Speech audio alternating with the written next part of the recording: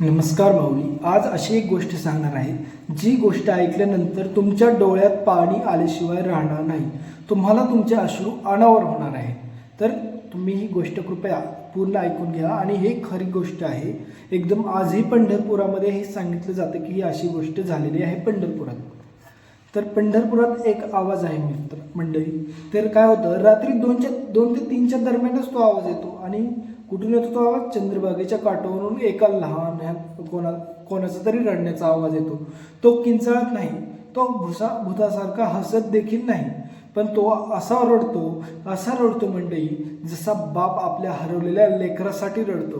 तुम्हाला माहीत असेल मंडळी, आता बाप आपल्या हरवलेल्या लेकरासाठी कसं रडतो. लोक म्हणतात तो आवाज ऐकू नये, पण काय झालं, जर आवाज ऐकला तर त्या रात्री तुम्हाला झोप येणार नाही. पण कोणीही सांगत नाही का तो आवाज ऐकायचा नाही, का असं काय होतं हे कोणीही काही सांगत नाही. मग काय झालं मंडळी, पुण्यातून आदित्य नावाचा एक मुलगा, म्हणजे पुणे जिल्ह्यातून आदित्य नावाचा एक मुलगा, त्याचं काय झालं, पंढरपुरात एका कॉलेजला नंबर लागला, गव्हर्नमेंट कॉलेजला. परिस्थिती गरीब असल्यामुळे तो पुण्याहून इकडं आला पंढरपूरमध्ये राहण्यासाठी. मग आता आदित्य आहे, पुण्यातून आलेला आहे, पंढरपुरात काय आकाशासाठी आला, तो शिकण्यासाठी आला, अभ्यासासाठी आलाय. आणि पहिल्याच आठवड्यात काय झालं, त्याला आवाज ऐकू आला, हुंदके यायला लागले, असा आवाज यायला लागला, त्याला दमलेला श्वास येऊ लागला, त्याला तो थरथरल्यानंतर काय झालं, तो म्हणाला, अरे कोण आहे बाबा तिकडे. त्याला आवाज येत होता. त्याला ही कहाणी माहीत नाही ना पंढरपुरामध्ये पहिल्यापासून काय होतं. तो विचार करू लागला, कोण आहे तिकडे, कोण एवढ्या मोठ्याने हुंदके देत रडतंय. त्याला थरथर कापायला लागला, त्याला सहन होईना ना, कमी वयाचा तो मुलगा एवढ्या लांबून इकडं आला. मग त्याने कोण आहे विचारल्यानंतर काय झालं, तिकडून उत्तर आलंच नाही मंडळी. पण रडणं थांबलं तसं विचारल्यानंतर. मग त्याला भीती वाटायला लागली, काय करावं कळना गेलं. त्याचा रूममेट जो होता साहिल नावाचा, तो देखील तिथं त्याच्या रूममध्ये नव्हता. मग रात्रीचे एकटाच रूममध्ये काय करावं त्याला कळत नव्हतं. आवाज येत होता, आवाज आलेला होता, त्याला भीती, तो कावरा बावरा झालेला, अस्वस्थ झालेला, त्याला झोप येईना, काय करावं ते काय कळना त्याला. मग काय करावं, काय करू नये, काय ते एकटंच होतं ना. मग ते पुण्याहून आलेलं आणि पंढरपुरात दुसरं त्याचं मोठं कोण ओळखीचं देखील नव्हतं आणि रूममेट देखील रूममध्ये नव्हता. मग काय करावं, असंच त्याने रात्र घालवली, झोप आली नाही. पण त्याला काय वाटलं, आवाजाने तसं उत्तर दिल्यानंतर त्याचं पुढून उत्तर नाही आलं ना. मग त्याला वाटलं हे नॉर्मल असेल, त्याला भ्रम वगैरे झालता की काय, असं त्याला वाटू लागलं. मग त्याने ही गोष्ट अशी त्याच्यासोबत झालेली कोणालाही सांगितली नाही. मग दुसऱ्या दिवशी अजून तसाच त्याला आवाज आला. आणि ह्यावेळी मात्र तो आवाज त्याला अजून जास्त जवळून येतोय, जवळून कोणतरी रडतंय असं आवाज यायला लागला त्याला. आणि त्याच्यात त्याला यावेळी शब्द ऐकू येत होते त्याला, विठ्ठला माझं लेकरू परत दे, विठ्ठला माझं लेकरू परत दे, असा आवाज येऊ लागला. आता आदित्यला पहिल्या रात्री त्याला कळलं आपला भ्रम झालेला नव्हता. त्याच्या डोळ्यातून पाणी यायला लागलं. आदित्यच्या डोळ्यात पाणी आलं.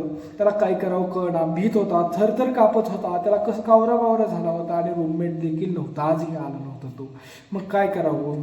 मग आदित्यने स्वतः हिंमत केली, आता काय करावं, आपण एकटाच, आपल्यालाच काहीतरी हे करावं लागेल. मग तो काय म्हणला, कोण आहे रे तू. पण त्याचा पुढून आवाज आला नाही. मग आता तो विचार करू लागला, कोणाचं मूल हरवलं असेल. तो विचार करतच राहिला. आणि मग असं विचार करत करत करत करत तसाच तिथं बेशुद्ध पडला मंडळी. रूममध्ये एकटाच, रूम लावलेली, कडी वगैरे लावलेली, लाईट वगैरे चालू सगळं, आणि बेशुद्ध पडलेला ह्या रूममध्ये. दुसऱ्या दिवशी अचानक कोणी बाहेर येईना, तो बाहेर येईना, काय झालं असेल. रूम ओनर आला तिथे, काय झालं असेल त्याला, बाळा का उठं नाही तू. दरवाजा वाजवल्यानंतर देखील तो उठना. मग आता दुसरं काय झालं, खिडकीतून माणसाने बघितलं तो असं बेशुद्ध पडला आहे. पण माणसांना माहीत नाही की तो बेशुद्ध पडला आहे. त्यांना चिंता वाटू लागली. मग त्यांनी दरवाजा तोडला. मग ते गेले आतमध्ये. मग सगळं वातावरण तर शांत होतं. मग आदित्यने काय काय झालं त्याच्यासोबत ते सगळं शांतपणे सांगितलं. मग त्यांना कळायला लागलं. तिथून वारकरी देखील चालला होता. आणि ही सगळी गर्दी बघून वारकरी तिथं आला. आणि तो वृद्ध वारकरी होता. वारकरी म्हणाला, काय झालं बाळा, तुला का असं झालं. तो म्हणाला, मला असा आवाज ऐकू येतो. मग काय करावं, विठ्ठला माझं लेकरू परत दे, असा आवाज येतो. मग तो म्हणाला, काय करावं कळत नाही. मग फक्त वृद्ध वारकरी मग काय म्हणाला, बाळा तो आवाज ऐकू नको. आता आदित्यला कळणं गेलं का आवाज येतोय, काय येतंय, ह्याला सगळं माहिती आहे ना, पण हे मला का सांगायला गेले, काय होतंय नेमकं, काय आहे यांना अडचण, की ते मला हे का सांगत नाहीत हे सगळं झालेलं. आदित्यला भीती वाटायची, त्याला कशाचं काय होतंय ते नेमकं त्याला कळणार. मग ते खूप जास्त विनंती केल्यानंतर वारकऱ्यांनी काय सांगितलं, आग्रह केल्यानंतर वारकरी बोलू लागला. काय बोलू लागला, 20 वर्षांपूर्वी म्हणजे जवळजवळ आतापासून 20 वर्षांपूर्वी काय झालं होतं तिथं नेमकं, असं काय गुपित घडलं असेल ते ऐकायचं असेल तर पुढे बघा. 20 वर्षांपूर्वी एक गरीब वारकरी होता, त्याचं नाव होतं केशव. आणि तो काय करायचा, दर आषाढी एकादशीला आपल्या 6 वर्षाच्या मुलाला खांद्यावर घेऊन विठोबाच्या दर्शनाला यायचा. आता खांद्यावर घेऊन काय येत होता, कारण तो मुलगा होता अंध. पण तो रोज म्हणायचा, बाबा मला विठ्ठल दिसतो. आता केशव म्हणजे त्याच्या वडिलांचा त्याच्या मुलावरती विश्वासच बसत नाही ना. हो तर हा तर अंध, जन्मजात अंध, ह्याला तर काय माहिती आता विठ्ठल कसा आहे. ह्याने फक्त अभंगामध्ये लोकांकडून ऐकलेलं विठ्ठल सावळा आहे, विटेवरती उभा आहे, मग ह्याला कसं विठ्ठल दिसतो, असं कसं होत असेल, काय होत असेल हे त्याला कळणं गेलं.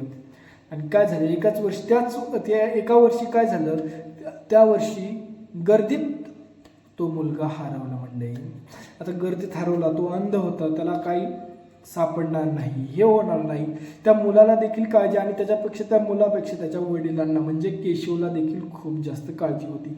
आपला अंध मुलगा हरवला, त्याचं कसं होईल, पंढरपुरात एवढी जास्त गर्दी आहे, आता काय करावं हे कळणं गेलं. आषाढी एकादशीला तर एवढी गर्दी असते. रामकृष्ण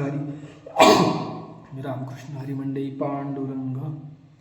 मग काय झालं, केशव वेड्यासारखा फिरला. आपल्या आदित्यला तो हुडकत होता, शोधत होता इकडे तिकडे, पण त्याला तो सापडत नव्हता. तो रडला मंडळी, विठ्ठलाला साकडं घातलं. तो विठ्ठलाला म्हणाला, माझं लेकरू परत दे, मी आयुष्यभर तुझ्या पायाशी बसेन. अरे विठ्ठला, माझं लेकरू तू मला परत दे, मी आयुष्यभर तुझ्या पायाशी बसेन, तुझी सेवा करेन. पण मुलगा सापडला नाही. केशव मात्र दुःखी, अस्वस्थ.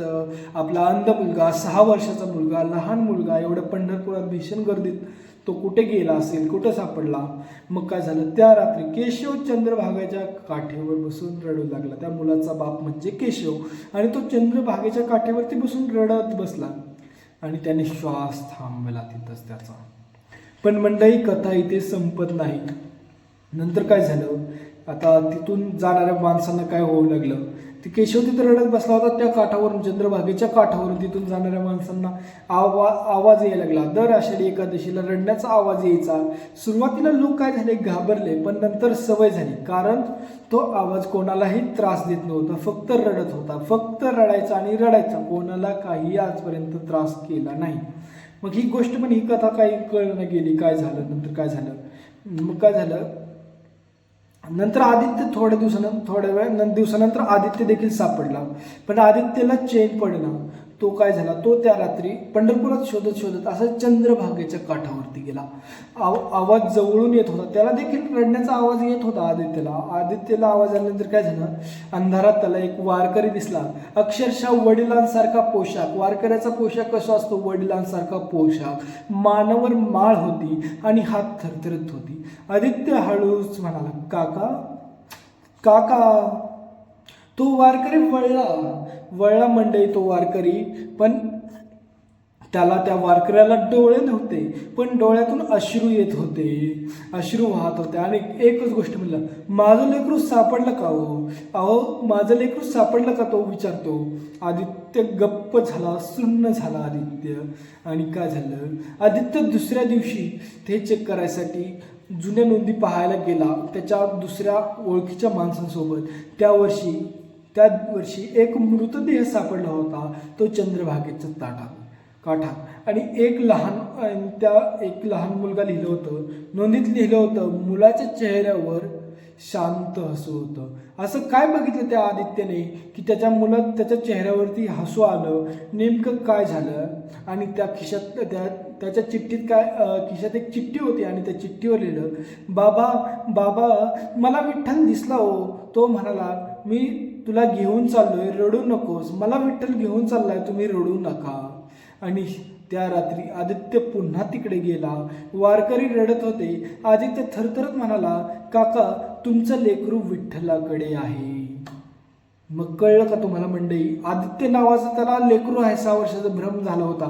त्याचं लेकरू तर आधीच हे झालं होतं आणि त्या क्षणी त्या वारकऱ्याचं तिथून जे चंद्रभागेच्या तीरावरून आवाज येत होता ते रडणं थांबलं. मग काय म्हणालो, मी चुकलो. तो म्हणाला, मी देवाकडे नाही तर माझ्या दुःखात अडकलो. माझं लेकरू आधीच मरलं होतं, आधीच हे झालं होतं, मृत पावलं होतं, पण मी दुसऱ्या लेकराला हे समजत होतो आणि रडत होतो. तो हळूहळू विरघळला मंडळी. आणि दुसऱ्या दिवसापासून चंद्रभागेच्या काठावर कोणताही रडण्याचा आवाज येत नाही. पण आदित्य दर आषाढी एकादशीला मंदिरात बसून रडतो, कारण त्याला आठवतं देवाने मुलाला घेतलं पण बापाचं दुःख कोणी घेतलं नाही. आदित्य तर त्याचा मुलगा नव्हता केशवचा, पण त्याला कळलं की दुसरा त्याचा मुलगा होता, तो देवाने त्याला घेतलं, त्याची चिठ्ठी देखील सापडली, पण बापाच्या दुःखाला कोणी घेतलं नाही मंडळी. मग काय करायचं? आदित्यला या श्वानावर झाले होते, सगळी सिच्युएशनही खराब झाली होती. आणि मग काय झालं, भूत आत्मा काही नसतो मंडळी. खरं भूत म्हणजे असतं ते म्हणजे आपलं अपुरं दुःख. आणि ह्या केशवचे बापांनी देखील प्राण सोडला मंडळी. आणि आदित्य देखील त्यांच्यासाठी वाईट वाटत होता. आणि ते केशवचा मुलगा अगोदरच त्यांना सोडून विठ्ठलासोबत वैकुंठात गेला होता मंडळी. आता काय बोलायचं तुम्ही ह्या गोष्टीवर सांगा मंडळी. आणि ही गोष्ट ही खरी गोष्ट आहे अक्षरशः मंडळी. हे ऐकल्याशिवाय डोळ्यातून पाणी येणार म्हणजे येणार. आणि कृपया जर तुम्हाला ही गोष्ट किंवा अशाच कथा ऐकायला आवडत असेल तर कृपया चॅनलला सबस्क्राईब करा. व्हिडिओ आवडला असेल तर लाईक करा. धन्यवाद मंडळी.